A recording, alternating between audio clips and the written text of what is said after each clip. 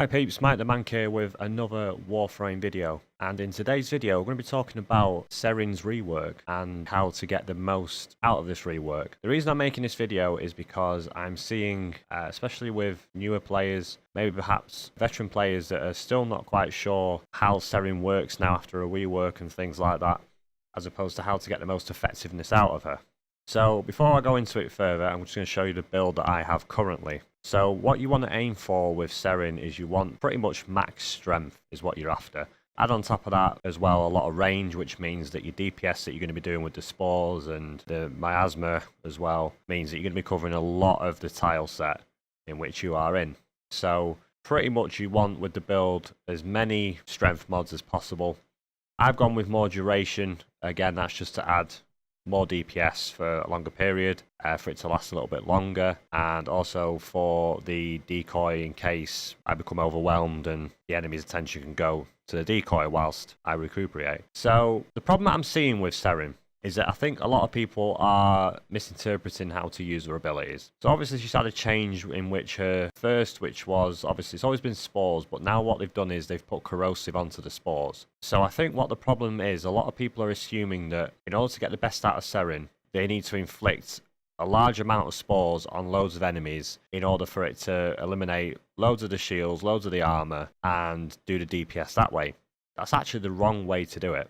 The way to actually do it, which I'm going to show you now, is yes, you want to cast the spore, but you also want to have equipped her third ability, which is the Toxic Lash.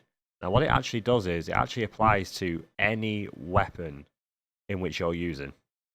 Even though it says it affects the melee weapon, it can actually affect all of your weapons. So what I tend to do and what I found to be best, and you'll see it actually later on in the footage, the comparison between not casting the Toxic Lash as opposed to just casting spores and then doing it how I've seen everybody else do it. So the idea is you want to cast the Toxic Lash first, have that available to you, then you want to throw out a couple of spores on the enemies. After you've done that, you want to then, with the Toxic Lash proc that's been added, you then use that and you shoot the enemies using your primary. You don't have to use a melee weapon, even though it states in the table that it affects the melee weapon more. You'll soon see it. So I've spawned 19 enemies, and these I think are at the beginning of basic enemies, and you'll soon see how quickly. So I've cast Toxic Lash there, I've thrown one of them on it, and look at the DPS.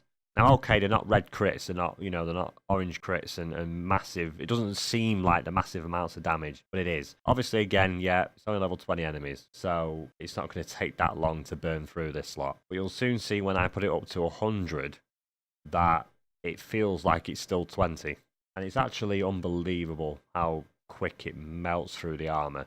For me, Saryn at the minute is the best DPS frame in the game. Probably the best, probably very close to Mesa in terms of damage, overall damage. So I'm going to throw this on 100, the same amount of enemies. And once again, I'm going to cast a Toxic Lash.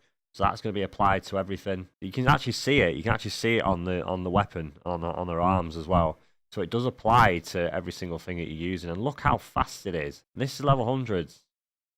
And you'll soon see the difference. I mean, I'm getting, now and again, I'm getting blue crit. So again, I'm applying the odd spore. I'm not applying spores to every single enemy. What I'm seeing is I'm seeing new players wasting their energy just casting loads of spores everywhere on every single enemy, and it doesn't work.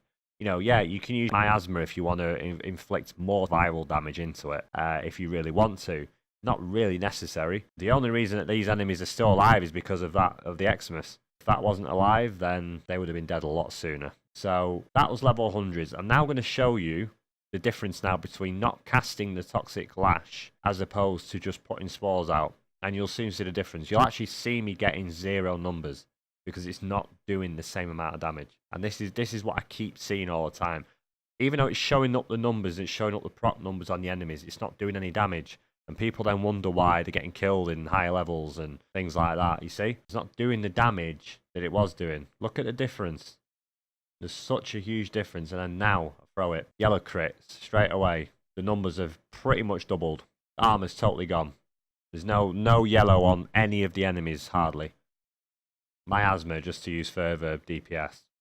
So that is essentially how you use her. You don't have to keep throwing the spores on every single enemy. Again, I'm getting 1,000, near enough, yeah, 1,200 there. It's 1,200 in terms of the DPS affected, or how many enemies have been infected with the spores, plus the toxic lash, plus the miasma. You know, you could probably get easily more and more. This is just a test. If you're on actual tile with full of enemies, you could be easily getting 2,000. So that's the aim of the video today, guys. Is that I hope that, you know, you Saryn players that are new to the game, and that's not nobody's fault. You know, everybody learns. Everybody's new to the game. Probably, you know, myself, I was doing that for a little while until I realised the strength of Toxic Lash. So start using it, guys, on this build. Start using it on Saryn more than you are doing. And trust me, your DPS numbers will rocket through the roof. But I hope you found this video useful. If you have, do make sure to give it a like. If you want any more content, make sure to subscribe. It'd be much appreciated. And I'll be back very soon with more videos. Have a great one. See you guys soon. Bye-bye.